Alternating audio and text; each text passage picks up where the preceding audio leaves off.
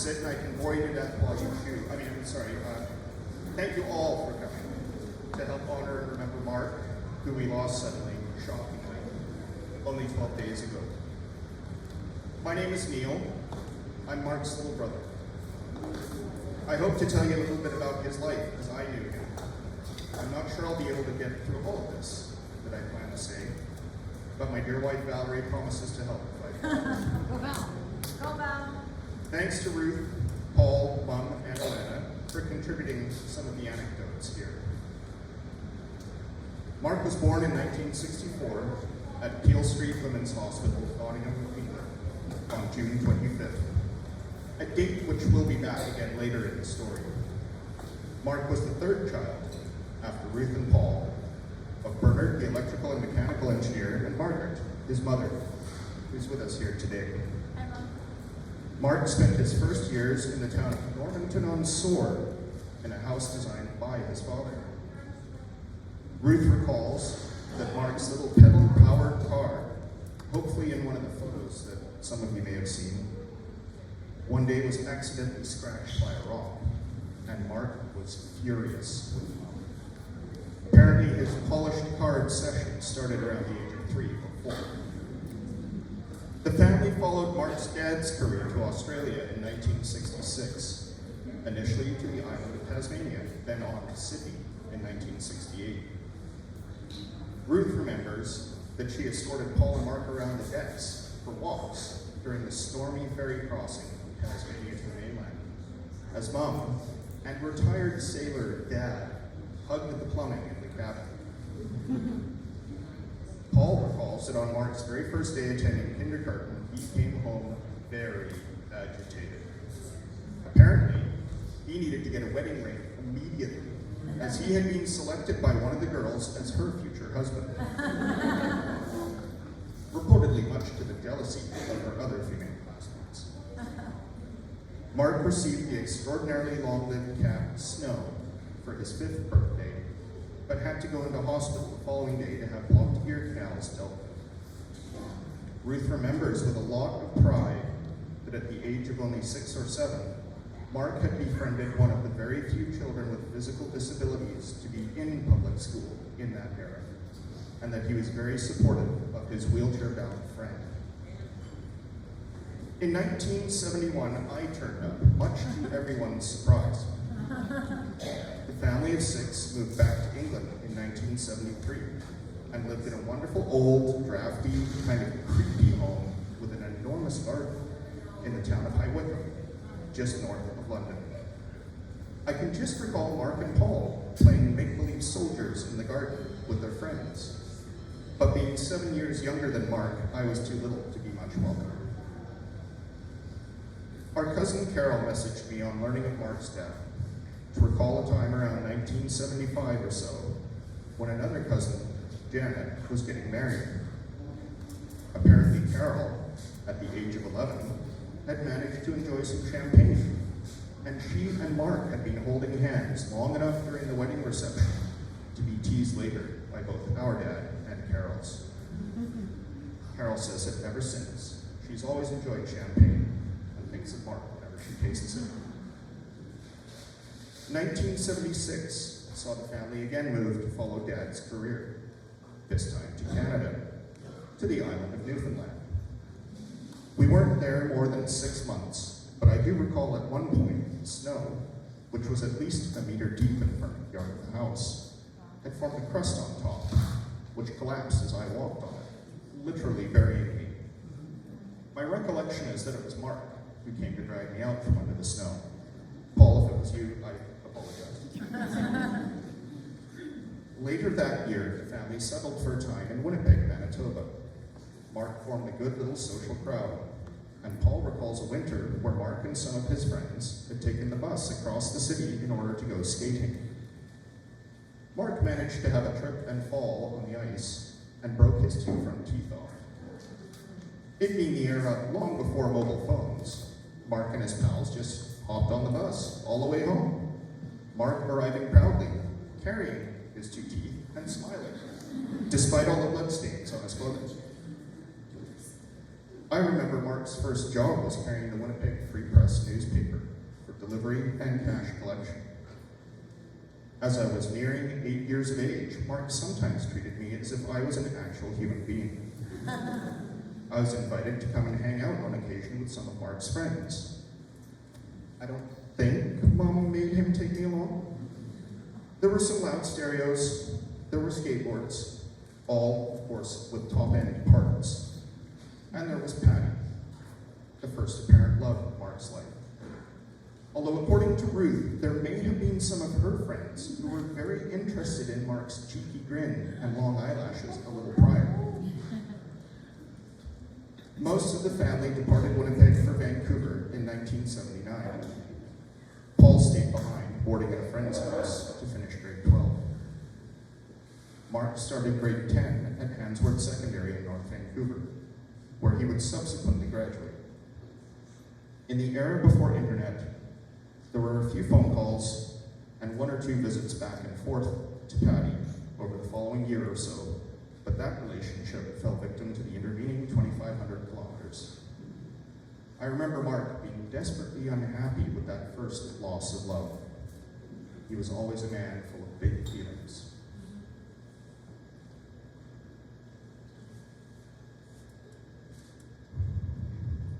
Mark had a bunch of great friends through high school, some of them working with him at the McDonald's at Marine and Pemberton.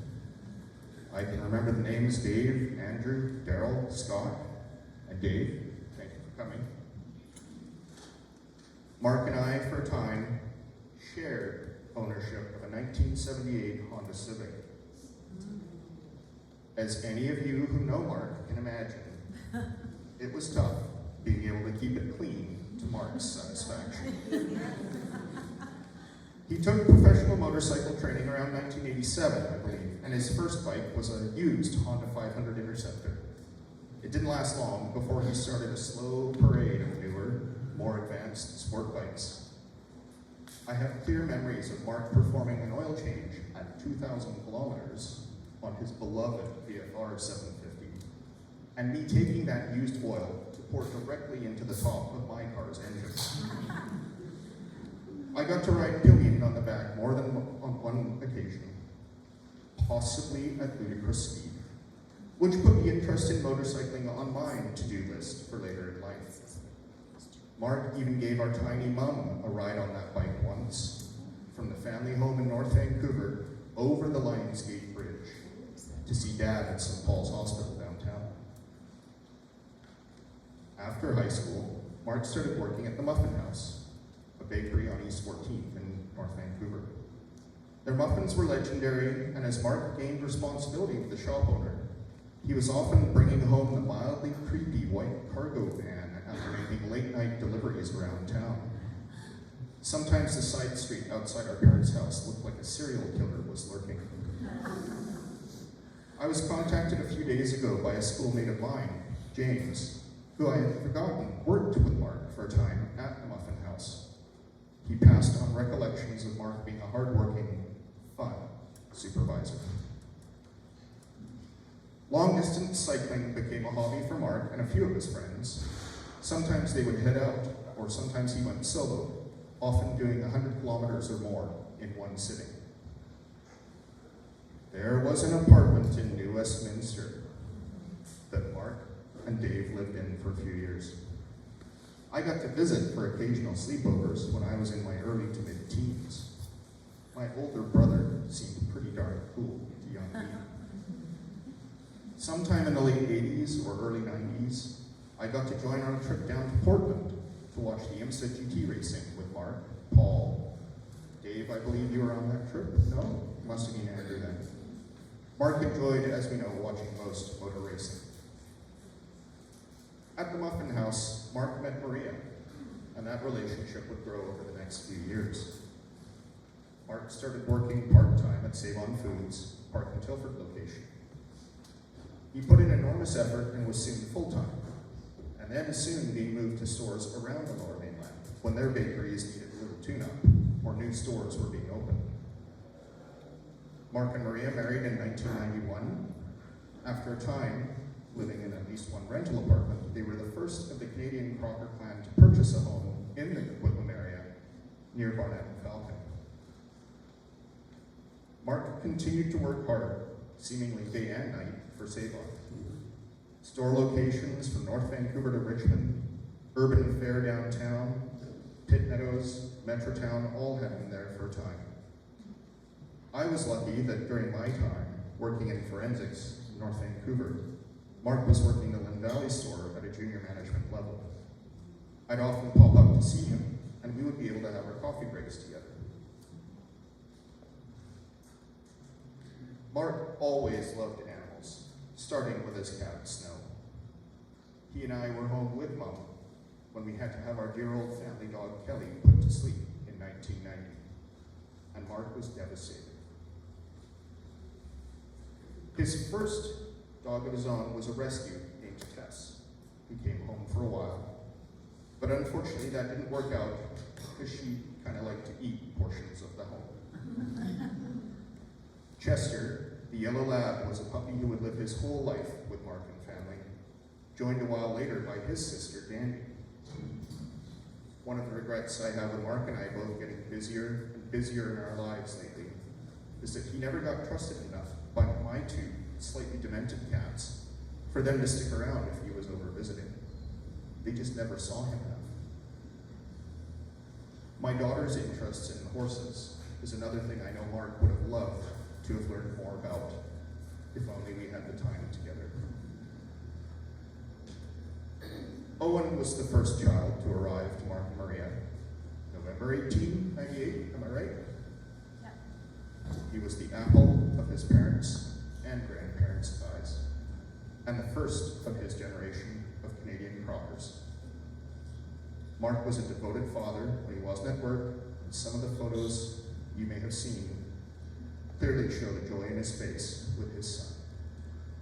Mark spent lots of time assisting with coaching and logistics for Owen's time playing soccer. Alana came along a few years later in 2003, right? Okay. As Alana wanted me to tell you, there was quite an exceptional set of events to her birth. Mark had dropped Mom off at the emergency entrance, then gone to park the car. When returning and asking to be shown where Mrs. Crocker was, he was ushered into a bed space with people he didn't know. In the typically atypical luck of apparently anyone with the name Crocker, there were two unrelated Mrs. Crockers laboring that day, each giving birth to a baby girl, the only girls born that day. This led to frequent checks of hospital armbands on baby Alana, and Mark continued to tease her throughout his life that maybe the wrong Crocker girl came home with him. Alana is quite certain, however, that she ended up in the right place, and I quote her when she says, "I'd say I was too crazy. I'm definitely his kid."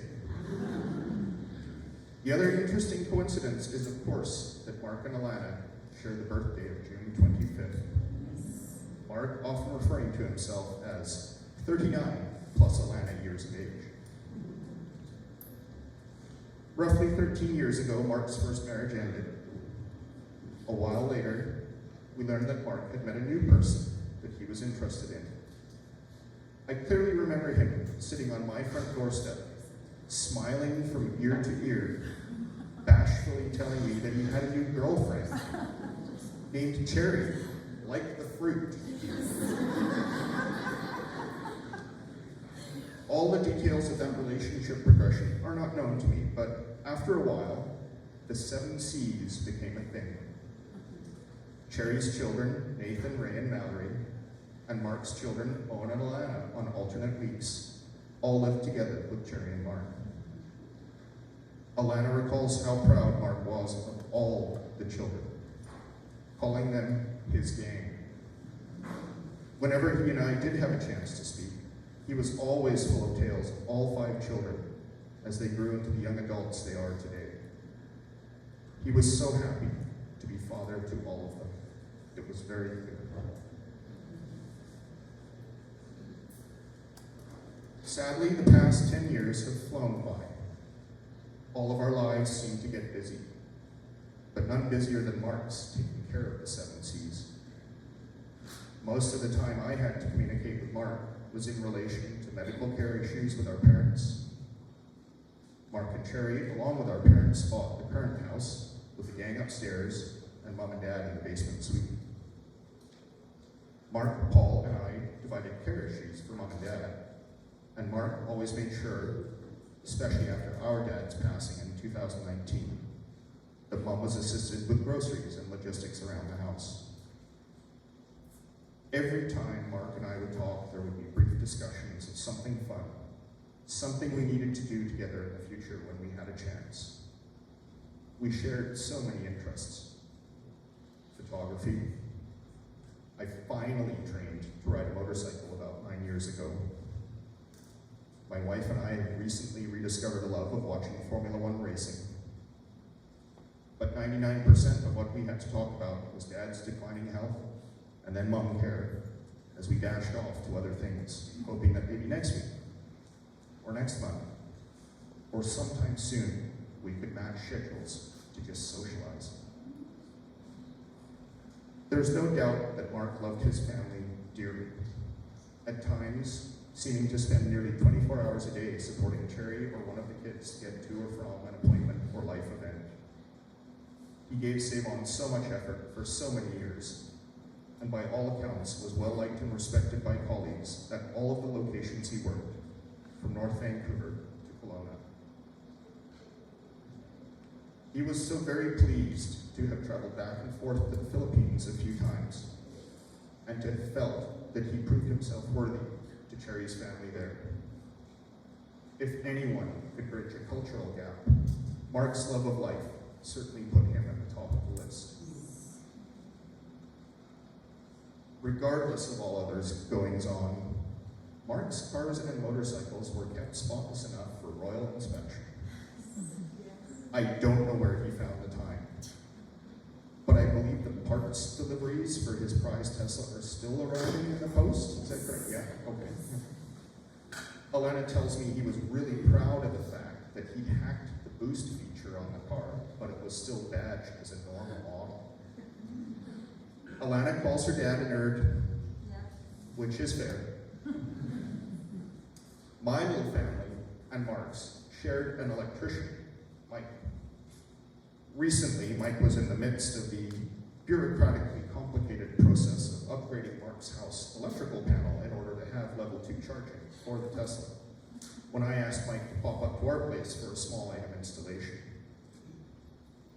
As Mike was working, and I was holding a flashlight for him, he made the unsolicited, joking observation, "Your brother, he sure geeks out on that Tesla, man." Yeah, he does. Yeah. This August coming, Mark, Paul, and I were looking forward to taking an international trip together. The first for Paul and I since COVID, in order to return some of our dad's ashes to his hometown in the UK. Even with the solemn task at hand, we were all looking forward to an adventure together.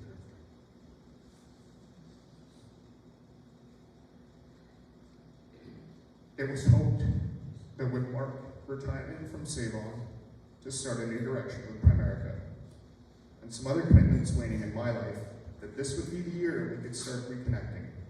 I look forward to going for our first ever motorcycle ride together. I look forward to being able to talk with him about things that didn't involve hospitals or doctors. Paul and I plan, with Cherry and family's blessing, to take some of Mark with us anyway, to join Dad. We'll try to get a discount on his airfare, Mom. We just have to arrange that refund, but now that he doesn't need the seat for himself, we should be able to figure something out.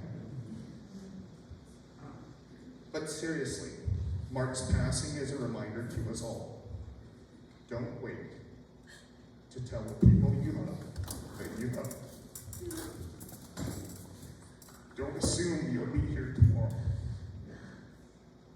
Please honor his memory by communicating with those you love. Make a schedule to visit them soon. Make sure that they will know what to do and where to find things if you are suddenly gone. No one of us plans to disappear suddenly, but we can try to put in place plans to make that process easier for any loved one we do leave behind. Mark touched so many lives, and he will be dearly missed by people literally around the entire planet. I love you, Mark. There are so many things I wish I could say to you. I guess I can still say them to you forevermore, but I just won't be able to hear you answering back. I hope you're in a good place now, and had the best box seat ever to enjoy the Monaco Grand Prix last weekend. Please save me a spot for some time later. Thank you.